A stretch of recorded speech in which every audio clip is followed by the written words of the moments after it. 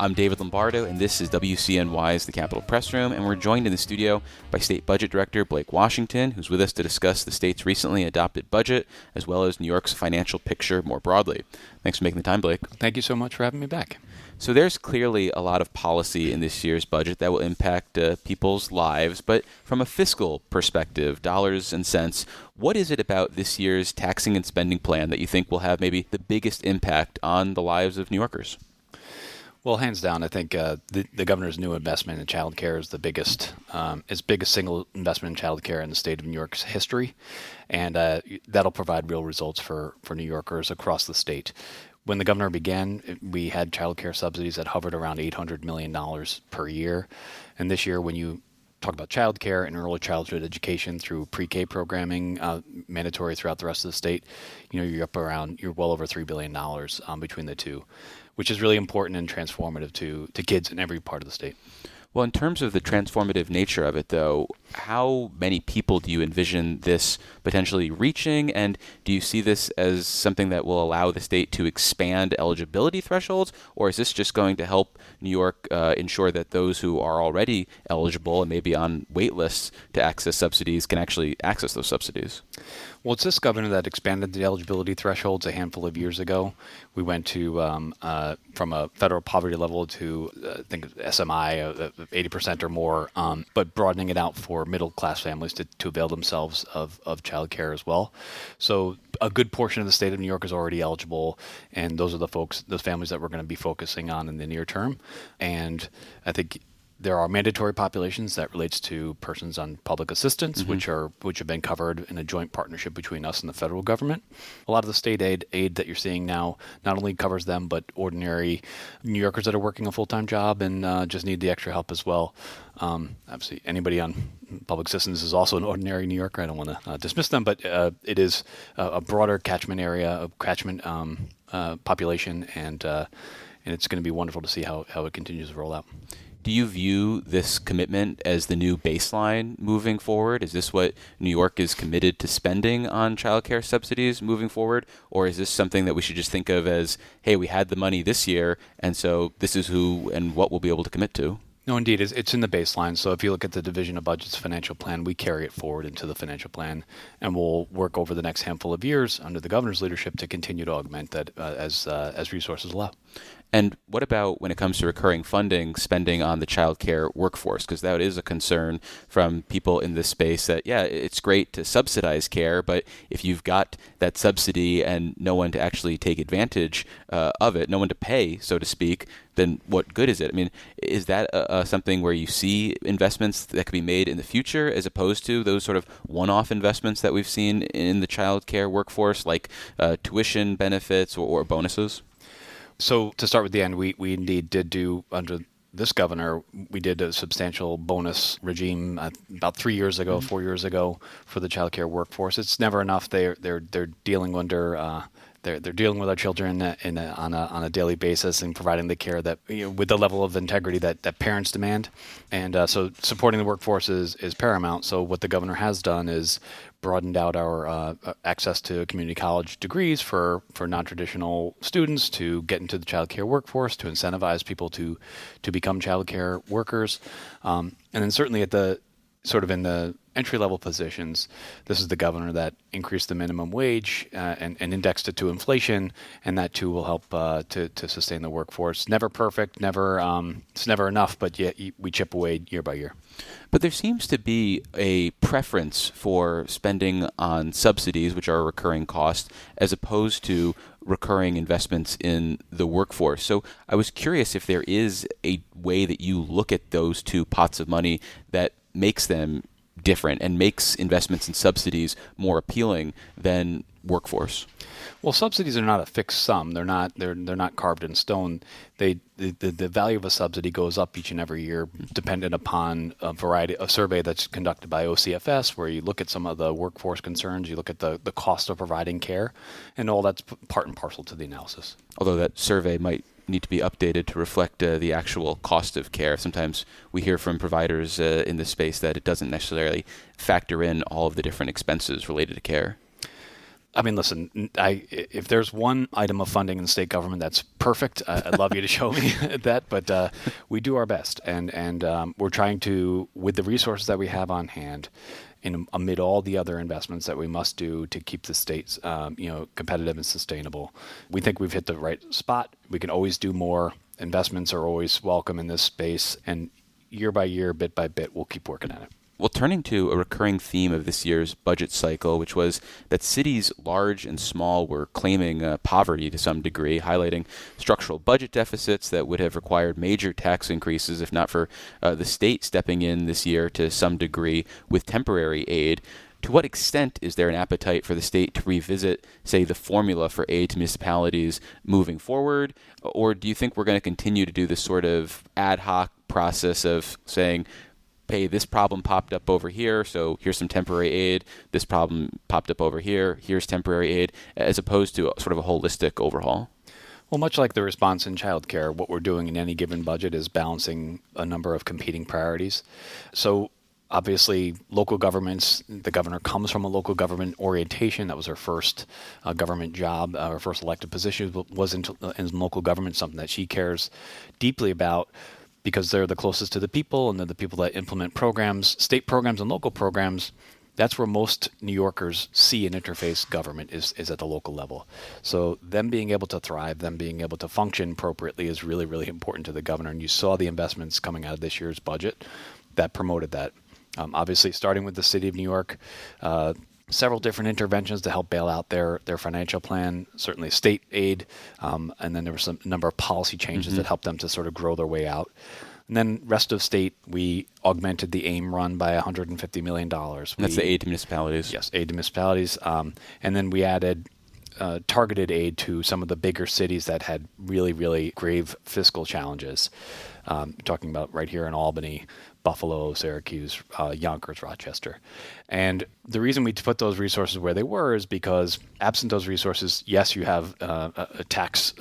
There's nothing left to do but tax New Yorkers even more through the property tax. But also it jeopardizes public safety, or could jeopardize public safety. And that's something that the governor would just not allow to occur.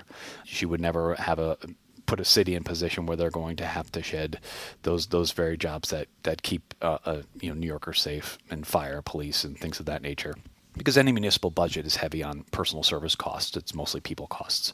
But yeah, you bring up those structural costs. I mean, if municipalities don't make structural changes moving forward, we're likely to be in the same position moving forward. And while in the case of New York City, the governor has made it very clear that they're going to need to make some big changes moving forward because they can't rely on the state every time to help them out.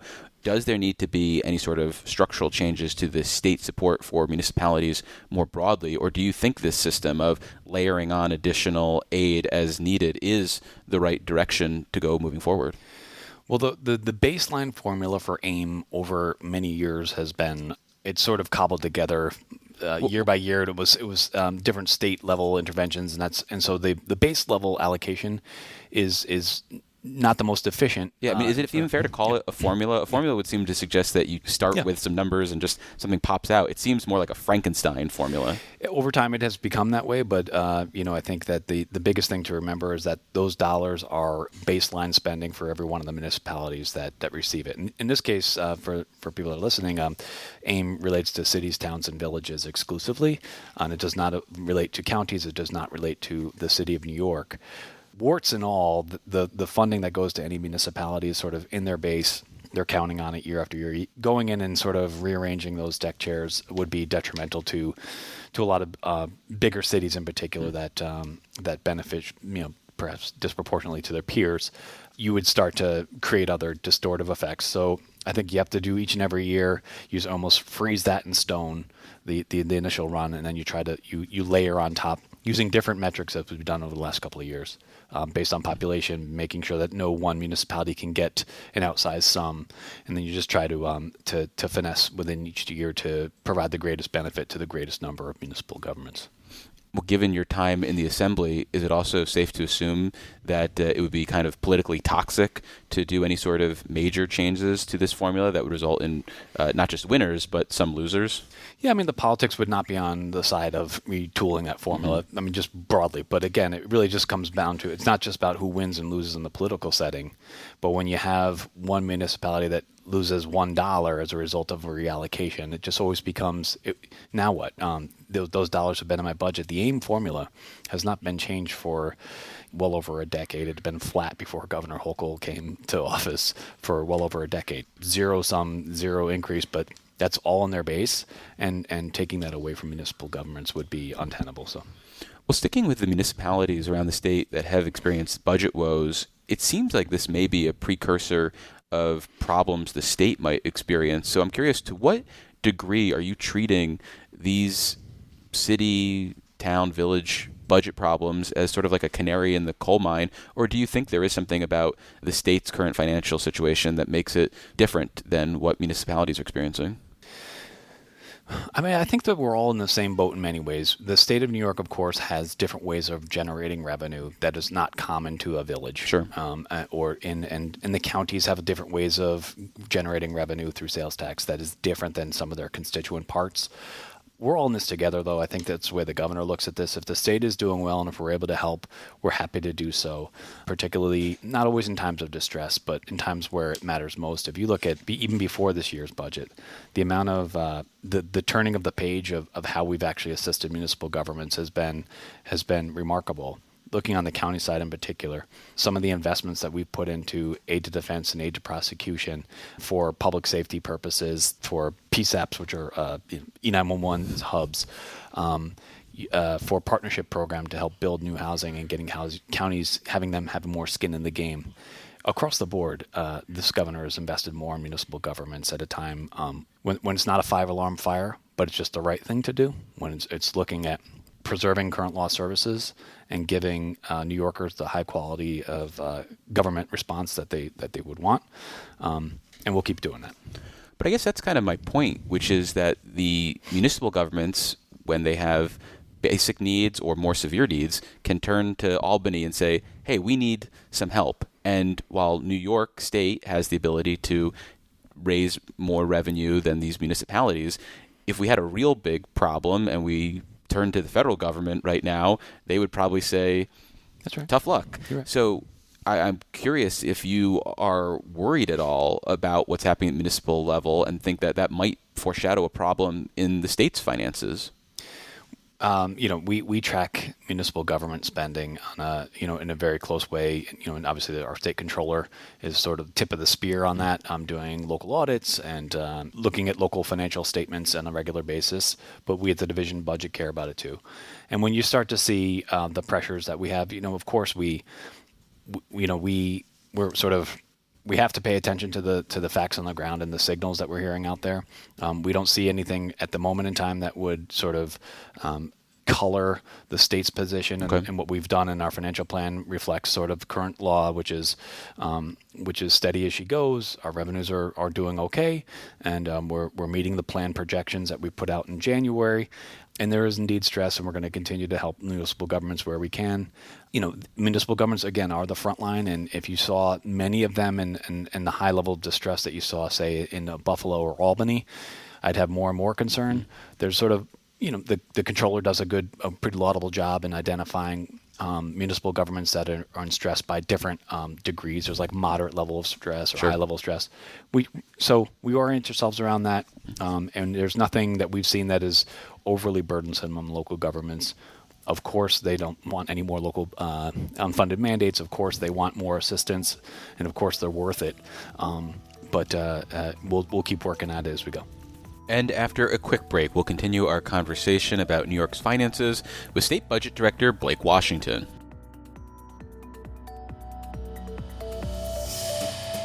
Support for the Capitol Press Room comes from O'Donnell & Associates, a public affairs firm providing strategic guidance to businesses and nonprofits on navigating policy and regulatory issues. More information is available at o'donnellsolutions.com. I'm David Lombardo, and you're listening to WCNY's The Capitol Press Room. We're continuing our conversation about New York State's finances with New York State Budget Director Blake Washington. In a few years, the state is projected to burn through its remaining federal dollars for what's known as the Essential Plan, resulting in more than 600,000 New Yorkers needing to shift off this program and onto the state's Medicaid rolls. What sort of increase in state spending do you anticipate that's going to result in? I'd have to go back and look, but it's just, I think it's north of about $1 billion in 3 years' time from now. A lot can happen in that time. I think we always, in the state of New York, have to keep looking at our Medicaid program, making sure that that the Medicaid program itself is able to finance the causes that we provide under state law, but also the number of people that are availing themselves of it. You know, roughly 1/2 of the state's population is on some form of public health insurance program. Medicaid alone is 7 million New Yorkers. I think that as you see over time, we're going to get to a spot where we have plenty of time to grow into it. There's a partnership, of course, with the federal government as well. We're following federal law. We're following state law as well. And we think that over that time period, we'll be able to sort of, for lack of a better word, grow into it as we go. The allowable growth in the metric should cover much of that. Well, more immediately, there's that population of New Yorkers, about 450,000, who are going to be losing their Essential Plan coverage this summer. And there was some conversation around the budget about what could be done to transition them to some other form of state-run coverage. It seems like the default for now is that about 300,000 of them might find coverage through a private employer. Remains to be seen about that other number. But I'm curious if there are, as we talk in mid-June, other levers at your disposal to potentially provide some sort of relief to those people, whether it is additional support so that they can find coverage in the health insurance marketplace, or some last-minute break glass in case of emergency switch to transition them or add them back to the Essential Plan or whatever the Essential Plan's new name is. I mean, are there any tools at this point, or is it, from your perspective, the next 2 weeks are clear and we're heading towards this path? Starting with the second point, moving people back into the Essential Plan is not an option. That was forestalled, as a result of an act of Congress, so that those folks that were in excess of 200% of the poverty level will be without an insurance product as a result of congressional action.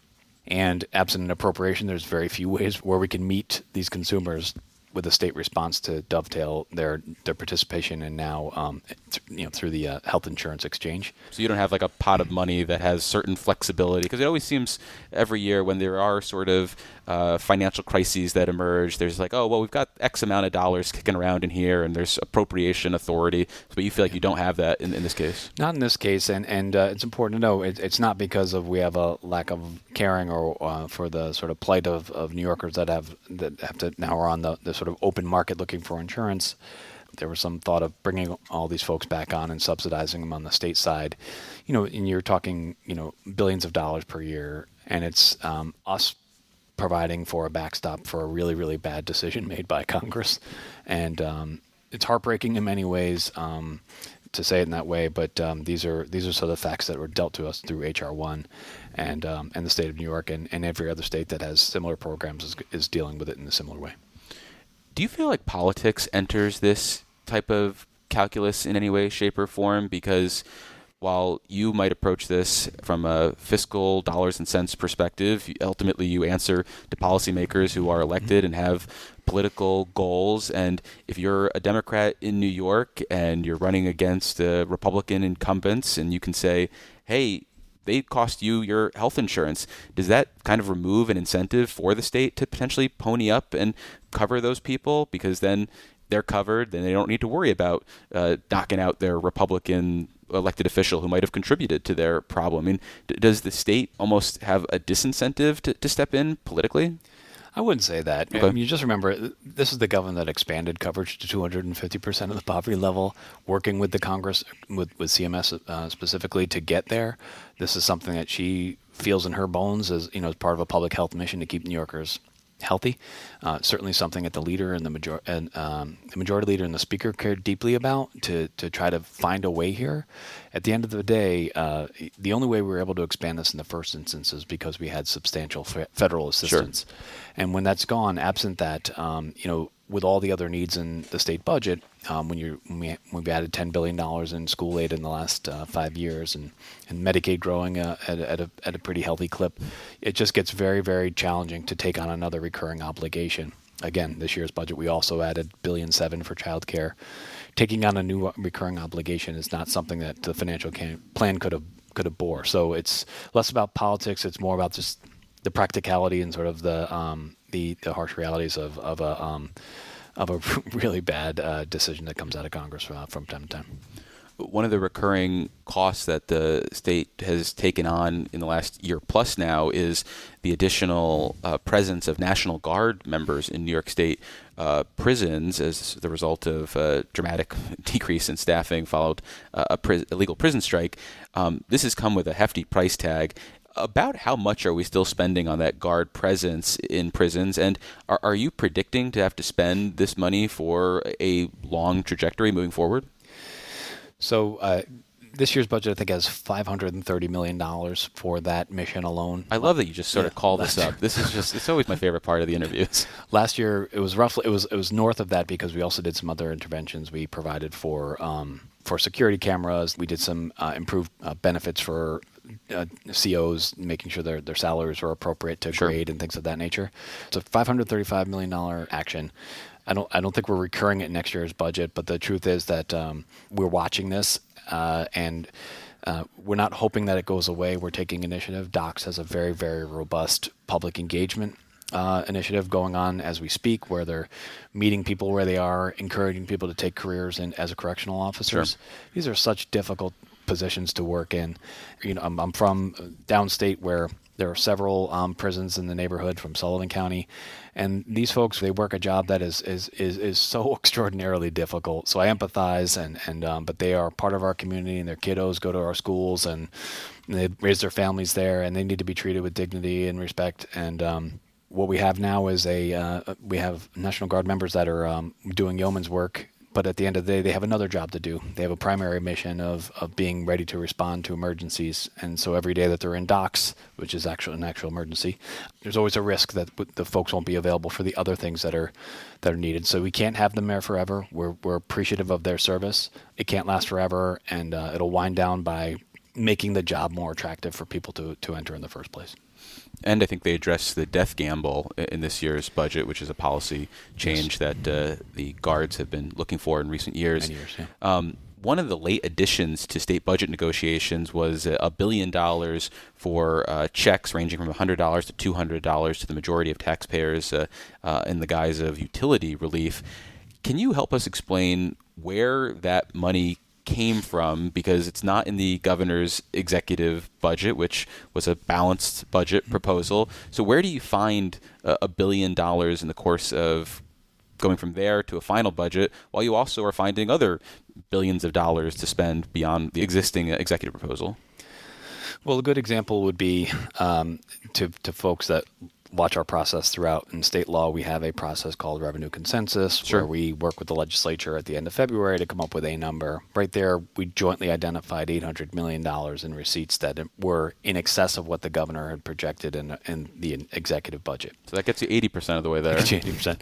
But then there's other spending, to your point. So you start there, then you look at current law spending for other programs that are not going to materialize, or you just look at continued improvement in receipts. And that's what happened in this case, is that even throughout the budget process, even once we came upon the $800 million, we had improvement in receipts. We had some receipts that came, not just PIT receipts, we had a receipt that came in from the federal government that was a reimbursement on prior year obligations that would have been sitting for a long time. That was like $500 million. So you piece all these things together, and that's the way you're able to effectuate it. We did this all without increasing taxes. We did this all without raiding reserves. It's just a recognition of current law revenues and the vagaries of reporting periods and receipts.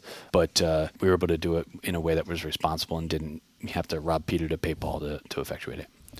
So finally, I think it's been 3 years almost since you were appointed? It's my third budget, yeah. So. Okay. And now that you've settled in, you probably hung up pictures and stuff, you're not going anywhere. Are there any sort of institutional or structural changes that you'd like to see made to the budget process, or maybe the division of budget more broadly moving forward? I mean, I'm sure there's always rooms for process improvement. I think we've got a wonderful staff down in DOB that they are. I've always been impressed with their ability to sort of just on a moment's notice turn on a dime and work a product and give us a series of recommendations based upon their longitudinal experience. They could say, here was a good idea. It did not work the last 3 times we tried it over the last 20 years. We've just got such intellectual firepower downstairs, and it really helps us to figure out problems really readily on behalf of the governor. So at least in the division, I think we're pretty a well-oiled machine. I think that just writ large budget making, the more engagements we can have with the legislature, the more process and the more steady dialogue. I think in any budget process is the sweet spot. I think the governor made the very, very intentional effort this year. We met with the legislative leaders, fiscal secretaries with a pretty regular cadence, a couple times a week, and I think that's the best possible outcome where all parties are talking with each other, all parties are giving a little bit. The dialogue is open and free. The exchange of ideas is there. And I think that's how we arrived upon the budget that we came upon this year. It was not easy. We had a series of broken policies that we collaborated with the legislature on to improve, and it's all to the benefit of New Yorkers. And so at the end of the day, it's an imperfect process. It's one that has a lot of warts and a lot of perhaps things that are not optimal in the way that we operate sort of as a state government in delivering a budget, but the outcome is one that I think New Yorkers can be proud of. The members that voted on this budget can be very proud of it because we delivered, and we didn't take our eye off the ball. We improved New Yorkers' lives through this budget. We enhanced affordability, and we got rid of a lot of red tape on housing, and we reduced auto insurance costs across the board. We accomplished some really, really tricky items in this budget, and we're really proud of it. There was scuttlebutt that you guys aren't doing as many overnights in the course of crafting a budget, and that it's just a kinder, gentler executive budget process. Is that overblown, or are you guys still pulling all-nighters and relying way too much on caffeine? No, we definitely we put in our time. We're not afraid to at the Division of Budget, nor is our peers on the second floor here in the Capitol building. They'll put in the time as needed. I think that the governor, when she first started, she saw a Zoom, and this was the time during COVID when we're sort of on the amid the wind down of COVID, and she walked into a room at midnight, 1 o'clock, and I was not here at the time. I was on the other side, and she saw there was like a Zoom that had just started, and she's like, "That's silly. Like, what are you accomplishing at 1 o'clock in the morning? Let's not do that anymore." Sure. So things like that's not kinder, gentler in that way. It's just like a recognition that you're not actually doing anything functional at 1 o'clock in the morning. Let's move on. Let's get quality work done at starting at 9 a.m. and you can go to midnight, but let's not convene meetings at stupid times. That's from the top, where the governor is very insistent that we don't abuse people along the way. We get a better product when we're actually respectful of each other's time and families. Well, we've been speaking with the State Budget Director, Blake Washington. Blake, thank you for visiting us in the studio. Really appreciate it. Thank you for having me.